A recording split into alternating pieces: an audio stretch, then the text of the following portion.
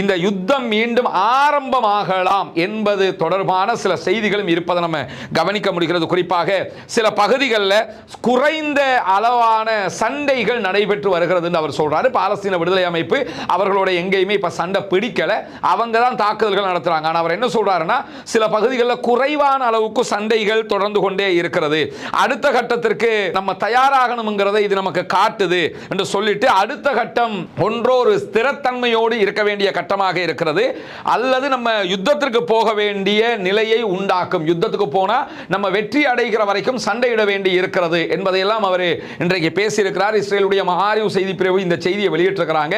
இதுல இருந்து என்ன தெரியுதுன்னு கேட்டா, அவங்க ஏதோ ஒரு வகையில் ஒரு யுத்தத்தை ஆரம்பிப்பதற்கான முழு முயற்சியில் இருக்கிறார்கள். ஏன்னா இந்த யுத்தத்தை அவங்க முடிக்கல, யுத்தத்தில் அவங்க தோல்வி அடைந்திருக்கிறார்கள். சர்வதேச அளவில் அவர்களுக்கு ஏற்பட்ட இழிவை துடை தெரிவதற்காக, வரலாற்று பிழையாக இது மாறிவிடக் கூடாது என்பதற்காக அவங்க என்ன பார்க்கிறாங்கன்னு கேட்டா, மீண்டும் ஒரு யுத்தத்தை ஆரம்பிக்க பார்க்கிறார்கள். அல்லாஹ் போதுமானவன். பாலஸ்தீன சகோதரர்கள் தற்போது யுத்த நிறுத்தத்தை கடைபிடிக்கிறோம் என்பதில் தெளிவாக இருக்கக்கூடிய நிலையில நேற்றைய தினம் இஸ்ரேலையே உழுக்கக்கூடிய ஒரு சம்பவம் நடைபெற்றிருந்தது. குறிப்பாக இஸ்ரேலுடைய ராணுவத்தின் சட்டத்தரணியாக வழக்கறிஞராக செயல்பட்டவங்க தான் இவங்களுடைய பெயர் இயதோமர் யெருஷால்மி என்பது, அது அவங்களுடைய ஹீப்ரு மொழி சார்ந்த ஒரு பெயர் நினைக்கிறேன், ரொம்ப கஷ்டமாக இருக்கிறது.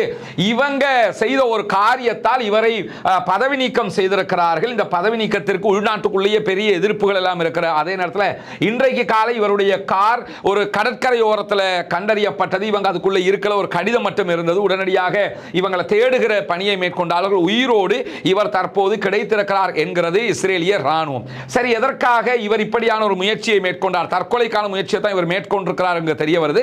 எதற்காக இவர் செய்தார் என்று சொன்னால், அடுத்த கட்டமாக என்ன செய்வது என்கிற ஒரு நிலைப்பாட்டை எடுத்திருக்கக்கூடிய இஸ்ரேலிய ஆக்கிரமிப்பு அரசாங்கம் என்ன பண்ணியிருக்கிறாங்கன்னு சொல்லி சொன்னா, பாலஸ்தீனத்திலிருந்து கைது செய்யப்பட்ட அத்தனை அப்பாவி சகோதரர்களையும் மொத்தமாக தூக்கிலிடுவது, அவர்களுக்கு மரண தண்டனை வழங்குவது என்பதற்கான ஒரு சட்ட மசோதாவை நெசட்டினுடைய தேசிய பாதுகாப்பு குழுவுக்கு கொடுத்த நேரத்தில் அவர்கள் அங்கீகரித்திருக்கிறார்கள். இதைத் தொடர்ந்து நெசட்ல இது வாத விவாதத்திற்கு விடப்பட்டு மீண்டும் ஒரு வாக்கெடுப்புக்கும் விடப்படும். அப்படி விடப்பட்டு வாக்கெடுப்பில் அது வெற்றி பெறுகிற நேரத்தில் பாலஸ்தீனத்தை சேர்ந்த அத்தனை சகோதரர்களையும் தூக்கில் இடுவது என்கிற நிலைக்கு அவங்க போயிருவாங்க. முதல் கட்ட அங்கீகாரம் அவர்களுக்கு கிடைத்திருக்கிறது. பாலஸ்தீன விடுதலை அமைப்பு இன்றைக்கு வெளியிட்டிருக்கக்கூடிய அறிவிப்பில் இது ஒட்டுமொத்தமான ஒரு படுகொலைக்கு, இனப்படுகொலைக்கு தள்ளப்படக்கூடிய ஒரு விவகாரமாக இருக்கிறது. இதனை நிறுத்துவதற்கு சர்வதேச நாடுகள் தலையிட வேண்டும், ஐநா தலையிட வேண்டும் என்கிற கோரிக்கையை விடுத்திருக்கிறார்கள்.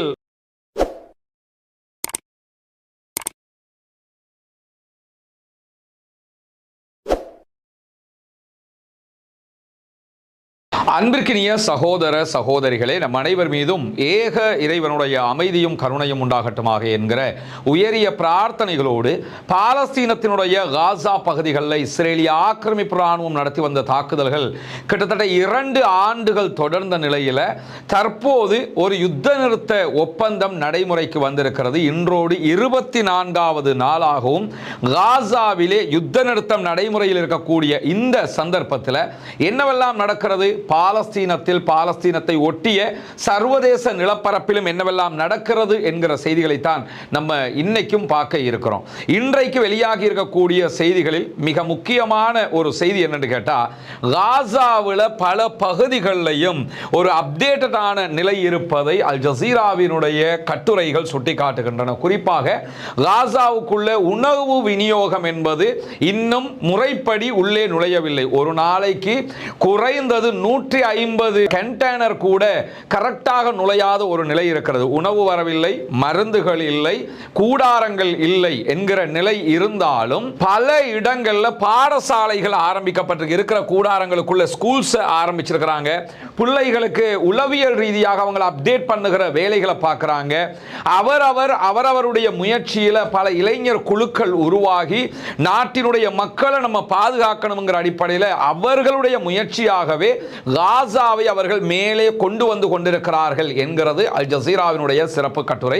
அல்ஹம்துலில்லாஹ், யார் உதவினாலும் உதவாவிட்டாலும் இறை நம்பிக்கையோடு எங்களுக்கு இறைவன் துணை இருக்கிறான் என்கிற ஆதரவோடு அவர்கள் அவர்களுடைய அடுத்த கட்ட பணிகளை ஆரம்பித்திருக்கிறார்கள் என்கிற செய்திகளுக்கு மத்தியில் இஸ்ரேலால் படுகொலை செய்யப்பட்ட பாலஸ்தீன விடுதலை அமைப்பினுடைய தலைவர் சகோதரர் இஸ்மாயில் ஹனியா அவர்களுடைய கொலை எப்படி நடந்தது என்பது தொடர்பான விசாரணைகளுடைய முடிவை இன்றைக்கு ஈரான் வெளியிட்டிருக்கிறது.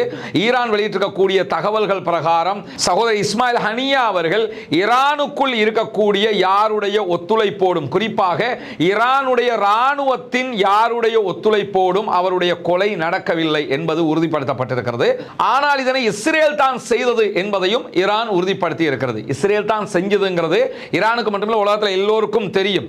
ஆனால் ப்ராப்பராக ஒரு விசாரணை நடத்தப்பட வேண்டும் என்கிற அடிப்படையில் விசாரணை நடத்தப்பட்டு தற்போது தெளிவு கிடைத்திருக்கிற அதே நேரத்தில் இந்த கொலை நடக்கிற தருணம் சகோதரர் இஸ்மாயில் ஹனியா அவர்கள் என்ன செய்து கொண்டிருந்தார்கள் என்பதும் தற்போது தெளிவுபடுத்தப்பட்டிருக்கிறது. அவர் இரவு 1.5 மணி நேரங்களுக்கு பிறகு அவருடைய சகாக்களோடு மற்ற உறுப்பினர்களோடு ஏர்லியாக சில பேச்சுவார்த்தைகளை நடத்திவிட்டு சற்று நேரம் அவருடைய சோஃபாவிலேயே உட்கார்ந்து தூங்கி இருக்கிறார். தூங்கி இருந்த சகோதரர் இஸ்மாயில் ஹனியா அவர்களுக்கு ஒரு தொலைபேசி அழைப்பு வந்து ரிங் கட் ஆகுது. அதற்கு பிறகு அவர் என்ன பண்றாருன்னு கேட்டா உடனடியாக தஹஜ்ஜத் தொழுகைக்கான முனைப்புகளோடு தஹஜ்ஜத் தொழுதிருக்கிறார் என்கிற செய்திகளும் பதிவாகி இருக்கிற அதே நேரம் தஹஜ்ஜத் தொழுகை முடித்த அடுத்த கணம் தான் அவருக்கான தொலைபேசி அழைப்பு மீண்டும் வந்திருக்கிறது. அதை எடுத்து அவர் பேசுகிற நேரத்தில் தான் அதனை ட்ரேஸ் பண்ணி அவர் எந்த இடத்துல இருக்கிறாருங்கிறத கவனித்து அவரை நோக்கியே ஏவுகணை தாக்குதல்கள் நடத்தப்பட்டிருக்கிறது என்கிற செய்திகள் உறுதிப்படுத்தப்பட்டிருக்கிறது. ஏன்னா அந்த ஒரு போன் கால் வருது, பிறகு கட் ஆகுது, அவர் ஆன்சர் பண்ண முன்னாடியே அதுக்கு பிறகு அவர் தஹஜ்ஜத் தொழுகிறாரு. அதற்கு பிறகு மீண்டும் போன் கால் பேசுகிறார். இந்த கால் யாரு பண்ணினாங்கங்கிற வரைக்கும் அவங்க கண்டறிஞ்சிருக்கிற அதே நேரத்தில் அந்த கால்ல பேசிய நபரிடத்தில் தான் முதல் கால் வந்ததற்கு பிறகு அதை ஆன்சர் பண்ணிக்கொள்ள கிடைக்கல, மீண்டும் நீங்க எப்படி கால் பண்ணுவீங்க என்கிற அடிப்படையில் நான் தஹஜ்ஜத் தொழுது கொண்டிருந்தேன் என்கிற செய்திகளை சகோதரர் இஸ்மாயில் ஹனியா அவர்கள் பகிர்ந்திருக்கிறார் என்பதையெல்லாம் விரிவான ஒரு விளக்கத்தோடு இன்றைக்கு ஈரானுடைய அறிவிப்பில் பார்க்க முடியும். அல்ஹம்துலில்லாஹ், இறைவன் அவருக்கு உயர்தரமான ஜன்னத்துல் ஃபிர்தௌஸை கொடுக்க வேண்டும். அவருடைய கடைசி நேரத்திலும் தஹஜ்ஜத் தொழுகையோடு அவருடைய உயிர் பிரியக்கூடிய ஒரு வாய்ப்பு, அந்த நெருக்கமான ஒரு வாய்ப்பு அவருக்கு கிடைத்திருக்கிறது. அல்லாஹு தஆலா அவருடைய பாவங்களை எல்லாம் மன்னிக்க வேண்டும் என்கிற பிரார்த்தனைகளோடு இன்றைக்கு வெளியாகி இருக்கக்கூடிய மிக முக்கியமான செய்திகளில் மேலதிகமான ஒரு செய்தி என்னன்னு கேட்டா, காசா பகுதிகளுடைய அடுத்த கட்ட நடவடிக்கைகள் தொடர்பாக இஸ்தான்புல்ல துருக்கியினுடைய தலைமையில் ஆரம்பமாக நேற்றைய தினம் பாலஸ்தீன விடுதலை அமைப்பை துருக்கி அழைத்து பேசியிருந்தது. அடுத்தடுத்த கட்டம் என்ன பண்ண போறோம்ங்கிறத, அதனைத் தொடர்ந்து இன்றைக்கு இஸ்லாமிய நாடுகளுடைய வெளிவிவகார அமைச்சர்களுடனான சந்திப்பு நடைபெற்றிருக்கு. துருக்கியினுடைய வெளிவிவகார அமைச்சர் ஹக்கன் பிதான் அவர்களுடைய தலைமையில் தான் இந்த சந்திப்பு நடைபெற்றிருக்கிறது. துருக்கி, சவுதி அரேபியா, கத்தர், ஜோர்தான், UAE, பாகிஸ்தான், இந்தோனேஷியா ஆகிய நாடுகளுடைய வெளிவிவகார ஃபாரின் மினிஸ்டர்ஸ் இதிலே பங்கெடுத்திருக்கிறார்கள். பாலஸ்தீன விடுதலை அமைப்பு பாலஸ்தீனத்தை சேர்ந்த சகோதரர்களிடத்தில் ஆட்சியை ஒப்படைப்பதற்கு தயாராக இருக்கிறது. பாலஸ்தீனம் தனி நாடு, தனி அரசாங்கம் என்று அறிவிக்கப்பட்டால் ஆயுதங்களை அரசிடத்தில் ஒப்படைப்பதற்கு தயாராக இருக்கிறது என்கிற செய்திகளையும் வெளிப்படையாகவே சொல்லி இருக்கிறார்கள் என்பதும் இன்றைக்கு பதிவாகி இருக்கிற அதே நேரத்தில் இஸ்ரேலிய ராணுவ தலைமை தளபதி இயால் ஜமீருடைய ஒரு அறிவிப்பு இன்றைக்கு வெளியாகி இருக்கிறது. அந்த அறிவிப்பில் இந்த யுத்தம் மீண்டும் ஆரம்பமாகலாம் என்பது தொடர்பான சில செய்திகளும் இருப்பதை நம்ம கவனிக்க முடிகிறது. குறிப்பாக சில பகுதிகளில் குறைந்த அளவான சண்டைகள் நடைபெற்று வருகிறது என்று அவர் சொல்றாரு. பாலஸ்தீன விடுதலை அமைப்பு அவர்களோட எங்கேயுமே இப்ப சண்டை பிடிக்கல, அவங்க தான் தாக்குதல்கள் நடத்துறாங்க. ஆனால் அவர் என்ன சொல்றாருன்னா, சில பகுதிகளில் குறைவான அளவுக்கு சண்டைகள் தொடர்ந்து கொண்டே இருக்கிறது, அடுத்த கட்டத்திற்கு நம்ம தயாராகணும்ங்கிறதை இது நமக்கு காட்டுது என்று சொல்லிட்டு அடுத்த கட்டம் ஒன்றோ ஒரு ஸ்திரத்தன்மையோடு இருக்க வேண்டிய கட்டமாக இருக்கிறது, அல்லது நம்ம யுத்தத்திற்கு போக வேண்டிய நிலையை உண்டாக்கும், யுத்தத்துக்கு போனா நம்ம வெற்றி அடைகிற வரைக்கும் சண்டையிட வேண்டி இருக்கிறது என்பதையெல்லாம் அவர் இன்றைக்கு பேசியிருக்கிறார். இஸ்ரேலுடைய மஹாரிவ் செய்தி பிரிவு இந்த செய்தியை வெளியிட்டிருக்கிறாங்க. இதுல இருந்து என்ன தெரியுதுன்னு கேட்டா, அவங்க ஏதோ ஒரு வகையில் ஒரு யுத்தத்தை ஆரம்பிப்பதற்கான முழு முயற்சியில் இருக்கிறார்கள். ஏன்னா இந்த யுத்தத்தை அவங்க முடிக்கல, யுத்தத்தில் அவங்க தோல்வி அடைந்திருக்கிறார்கள். சர்வதேச அளவில் அவர்களுக்கு ஏற்பட்ட இழிவை துடை தெரிவதற்காக, வரலாற்று பிழையாக இது மாறிவிடக் கூடாது என்பதற்காக அவங்க என்ன பார்க்கிறாங்கன்னு கேட்டா, மீண்டும் ஒரு யுத்தத்தை ஆரம்பிக்க பார்க்கிறார்கள். அல்லாஹ் போதுமானவன். பாலஸ்தீன சகோதரர்கள் தற்போது யுத்த நிறுத்தத்தை கடைபிடிக்கிறோம் என்பதில் தெளிவாக இருக்கக்கூடிய நிலையில நேற்றைய தினம் இஸ்ரேலையே உழுக்கக்கூடிய ஒரு சம்பவம் நடைபெற்றிருந்தது. குறிப்பாக இஸ்ரேலுடைய ராணுவத்தின் சட்டத்தரணியாக வழக்கறிஞராக செயல்பட்டவங்க தான் இவங்களுடைய பெயர் இயதோமர் யெருஷால்மி என்பது, அது அவங்களுடைய ஹீப்ரு மொழி சார்ந்த ஒரு பெயர் நினைக்கிறேன், ரொம்ப கஷ்டமாக இருக்கிறது. இவங்க செய்த ஒரு காரியத்தால் இவரை பதவி நீக்கம் செய்திருக்கிறார்கள். இந்த பதவி நீக்கத்திற்கு உள்நாட்டுக்குள்ளேயே பெரிய எதிர்ப்புகள் எல்லாம் இருக்கிற அதே நேரத்தில் இன்றைக்கு காலை இவருடைய கார் ஒரு கடற்கரை ஓரத்தில் கண்டறியப்பட்டது. இவங்க அதுக்குள்ள இருக்கிற ஒரு கடிதம் மட்டும் இருந்தது. உடனடியாக இவங்களை தேடும் தேடுகிற பணியை மேற்கொண்டார்கள். உயிரோடு இவர் தற்போது கிடைத்திருக்கிறார் என்கிறது இஸ்ரேலிய ராணுவம். சரி, எதற்காக இவர் இப்படியான ஒரு முயற்சியை மேற்கொண்டார்? தற்கொலைக்கான முயற்சியை தான் இவர் மேற்கொண்டிருக்கிறார் என்று தெரிய வருது. எதற்காக இவர் செய்தார் என்று சொன்னால், இவர் ஒரு வீடியோவை வெளியிட்டிருந்தாங்க. அந்த வீடியோ தான் மிகப்பெரிய சர்ச்சையை தற்போது சர்வதேச மட்டத்தில் உருவாகி இருக்கிறது. இஸ்ரேலுடைய பாலஸ்தீன சகோதரர்களை அடைத்து வைத்திருக்கக்கூடிய தைமன் சிறைச்சாலையினுடைய உள்ள பாலஸ்தீன சகோதரர்களுக்கு பாலியல் ரீதியாகவும் உடலியல் ரீதியாகவும் இஸ்ரேலிய ஆக்கிரமிப்பு ராணுவம் கொடுக்கக்கூடிய வதைகளை இவங்க வீடியோ பண்ணி அந்த வீடியோவை கசிய விட்டுட்டாங்க. அந்த வீடியோவை இஸ்ரேலிய ஊடகங்களே போட்டு வைரல் ஆக்கிட்டாங்க. அந்த வீடியோவுக்கு பிறகுதான் தற்போது ராணுவத்தினுடைய தகவல்களை கசிய விட்டார் என்கிற குற்றச்சாட்டில் இவங்க பதவி நீக்கம் செய்யப்பட்டிருக்கிறாங்க. எனவே அந்த மன உளைச்சல்ல தற்கொலைக்கு முயற்சி செய்திருக்கிறார்கள் என்கிற செய்திகளும் வெளியாகி இருக்கிறது. இவங்க ஒரு பெண்ணாக இருக்கக்கூடிய நிலையில என்னதான் தான் ஒரு யூதராக, ஒரு ஜியோனிஸ்டாக, ஒரு செயல்காரியாக இருந்தாலும் அந்த சிறைச்சாலையில் நடக்கக்கூடிய அநியாயங்கள் அவங்களாலேயே தாங்க முடியாம இருக்கக்கூடிய நேரத்தில் தான் அந்த வீடியோவை அவங்க கசிய விட்டிருக்கிறாங்க.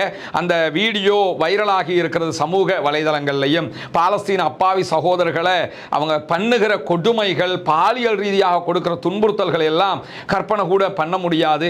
ஏதோ ஒரு வகையில் ஒரு சின்ன ஒரு அன்பு அவங்களுக்கு இப்படியெல்லாம் பண்ணுகிறார்களே என்கிற ஒரு நிலை எடுத்ததுனால தான் தாங்க முடியாமல் அந்த வீடியோ ரிலீஸ் பண்றாங்க. அதற்காகத்தான் தற்போது நடவடிக்கைக்கு உள்ளாகி இருக்கிறார்கள்.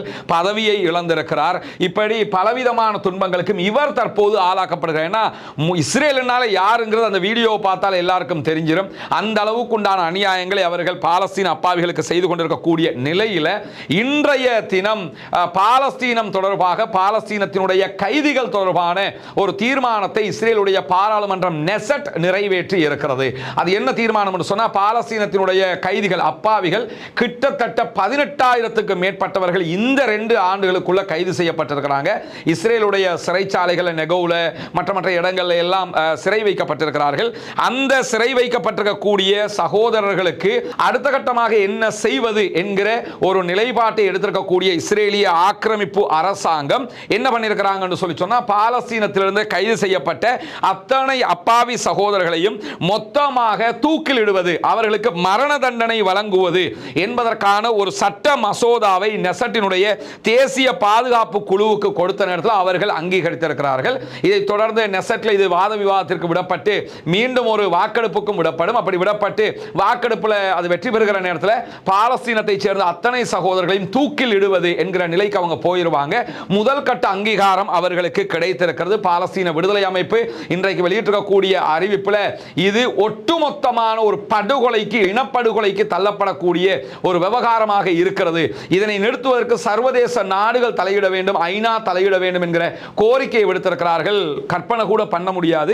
18,000 சகோதரர்களையும் எந்த விதமான அன்பு, பாசம், கருணையும் இல்லாமல் முழுவதுமாக சிறைச்சாலைகள் வதைக்கு மேல் வதை பண்ணுகிற நிலையில மொத்தமாக அவர்களுக்கு மரண தண்டனை விதித்து அவர்களை தூக்கில் இடுவதற்கு இஸ்ரேல் திட்டமிடுகிறது. இப்படி ஒரு சம்பவம் நடந்தால் உலக வரலாற்றில் இவங்களை போல ஒரு அயோக்கியர்களை, கொடூரமானவர்களை உலகம் காணாது.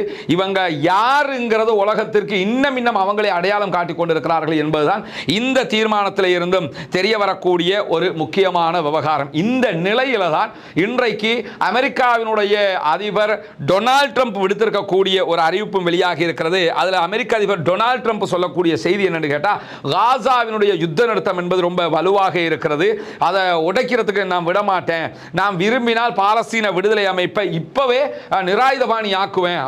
அவரை பாட்டுக்கு பேசுவார் தெரியுமில்ல நமக்கு. அது குடிகாரம் பேச்சு விடிஞ்சா போச்சும்பாங்க, இவர பேச்சு அப்பவே போச்சு, நான் நினைச்சா இப்பவே ஆயுதத்தை கீழே வைங்க, மேலாடி உண்டு இல்லைன்னு பண்ணிடுவேன் அப்படின்னு சொல்லிட்டு போர் நேரத்தில் இஸ்ரேலுக்கு தேவையான ஒரு நபர் தான் நெத்தனியாகு. திடீரென நெத்தனியாகு பாசம் வந்திருக்குது, எதுக்குன்னு தெரியல. அடுத்தது அவர் சொல்றார், இஸ்ரேலில் நெத்தனியாகுவை இஸ்ரேல் சரியா நடத்துறாங்கன்னு நான் நம்பல, ரொம்ப அவர் பாவம், அவர் ரொம்ப பாதிக்கப்படுறாரு, அவர் நியாயமற்ற முறையில் இஸ்ரேலுக்குள்ள நடத்தப்படுற காரணத்தினால அவருக்கு நாங்கள் உதவி செய்யணும்னு நாங்கள் நினைக்கிறோம் அப்படிங்கிறார். ஏற்கனவே போய் அவர் ஊழல் குற்றச்சாட்டு வழக்கு எல்லாம் ரிமூவ் பண்ணுங்கன்னு சொல்லி பார்த்தாரு, இன்னும் அது நடக்கல. அதனால தான் நியாயமற்ற முறையில் அவர் நடத்தப்படுறாராம், அவரை நாங்கள் காப்பாற்றணும் என்னெல்லாம் திடீர்னு நெத்தனியாகு பாசத்தை அவர் வெளிப்படுத்தி இருக்கிறார். அதே நேரம் நேற்றைய தினமும் பாலஸ்தீன விடுதலை அமைப்பை சேர்ந்தவர்கள் 3 இஸ்ரேலிய பணைய கைதிகளுடைய பாடிகளை, உடல்களை ஒப்படைச்சிருந்தாங்க. அதிலே ஒன்றுதான் நேற்றைய தினம் நம்ம சொன்ன மாதிரி இஸ்ரேலுடைய காசாவுக்கான படை தளபதியாக செயல்பட்ட கர்னல் அசாப் ஹமாமியினுடைய உடலும் ஒப்படைக்கப்பட்டது. பாலஸ்தீன விடுதலை அமைப்பினர் அக்டோபர் 7ஆம் தேதி பணைய கைதிகளாக பிடித்தவங்கள்ல மிக உயர்ந்த பதவியைச் சேர்ந்த ஆள் இவர்தான். இவர் காசாவுக்கான அவர்களுடைய படையின் தளபதியாகவே இருந்தார். அவரை உயிரோடு தான் அவங்க பிடிச்சிட்டு வந்தாங்க. இஸ்ரேல் நடத்திய காசா மீதான தாக்குதல்கள் தான் இந்த ஆளும் கொல்லப்பட்டிருந்தான். அவனுடைய உடலையும் சேர்த்து அவர்கள் ஒப்படைத்து இருக்கிறார்கள் என்கிற செய்திகளும் பதிவாகி இருக்கிற அதே நேரம் இன்றைக்கும் நார்த் காசா அதே போன்று தெற்கு காசா பகுதிகளில் எல்லாம் இஸ்ரேலிய பீரங்கி தாக்குதல்கள் நடத்தப்பட்டிருக்கிறது. பைத்லாகியாவுடைய வடக்கு பகுதிகளில் ஓவராக உச்சமாக பீரங்கி தாக்குதல்கள் நடத்தியிருக்கிறார். அந்த வீடியோக்களை இஸ்ரேலை வெளியிட்டுக் கொண்டிருக்கக்கூடிய நேரத்தில் கிழக்கு காசா நகரத்தில் இஸ்ரேலுடைய போர் விமானங்கள் விமான தாக்குதல்களையும் நடத்தி இருக்கிறது. இப்படி தொடர்ந்து அவங்க என்ன பண்றாங்கன்னா பாலஸ்தீன அப்பாவிகள் மேல யுத்த நிறுத்தத்தை மீறி தாக்குதல்களை தொடர்ந்து கொண்டிருக்கக்கூடிய நேரத்தில் தான் ஏற்கனவே இஸ்ரேலுடனான இந்த சமாதான பேச்சுவார்த்தையில் விடுதலை செய்யப்பட்ட சகோதரர்களை இஸ்ரேல் அவ்வப்போது கைது செய்கிற நிலைமைகளை தாண்டி இந்த நேரத்தில் இந்த 2000 பேரை விடுதலை பண்ணாங்களா இல்ல, அந்த விடுதலை செய்யப்பட்ட 2000 பேர்ல ஒரு முக்கியமான நபர் விடுதலை செய்யப்பட்டவர் தான் அந்நஜா தேசிய பல்கலைக்கழகத்தினுடைய மாணவ ஒன்றியத்தினுடைய முன்னாள் தலைவராக செயல்பட்ட உமர் சாரி என்கிற ஒரு சகோதரர். இவரை மீண்டும் பாலஸ்தீன அதிகார சபையினுடைய பாதுகாப்பு பிரிவு இன்றைக்கு கைது செய்திருக்கிறது. இஸ்ரேல்காரன் தான் அநியாயம் பண்றான்ங்கிறத தாண்டி இந்த மஹ்மூத் அப்பாஸினுடைய அந்த குரூப் இருக்கிறாங்களா இல்லையா, ஃபத்தாஹ் குரூப், அவங்களும் இந்த சகோதரர்களை கைது பண்றதும் அவங்களுக்கு அநியாயம் பண்றதுமாக அவர்களுடைய நிலையும் தொடர்ந்து கொண்டிருப்பதை நம்ம பார்க்க முடிகிற அதே நேரத்தில் கான் யூனிஸினுடைய கிழக்கு பகுதிகளில் தொடர்ந்தும் இஸ்ரேலிய ஆக்கிரமிப்பு அரசாங்கம் பாரிய அளவிலான தாக்குதல்களை நடத்துகிறார்கள், வீடுகளை அழிக்கிறார்கள் என்கிற செய்திகளும் இன்றைக்கும் வெளியாகி இருக்க அந்த வீடியோக்களையும் அவங்க வெளியிடக்கூடிய காட்சிகளை நம்ம பார்த்துக்கிட்டு இருக்கிறோம். அல்லாஹு தாலா தான் பாலஸ்தீன மக்களை பாதுகாக்க வேண்டும் என்கிற பிரார்த்தனையை தொடர்ந்து அல்லாஹ்விடத்தில் முன்வைங்க. குனூத்து நாசிலாவை இஸ்ரேலிய ஆக்கிரமிப்பு ராணுவத்திற்கு எதிராக தொடர்ந்து ஓதி வாருங்கள் என்கிற கோரிக்கையோடு ஜனநாயக ரீதியாக பாலஸ்தீன அப்பாவிகளுக்காக குரல் போமாக வாகிறது. அல்ஹம்துலில்லாஹி ரப்பில் ஆலமீன்.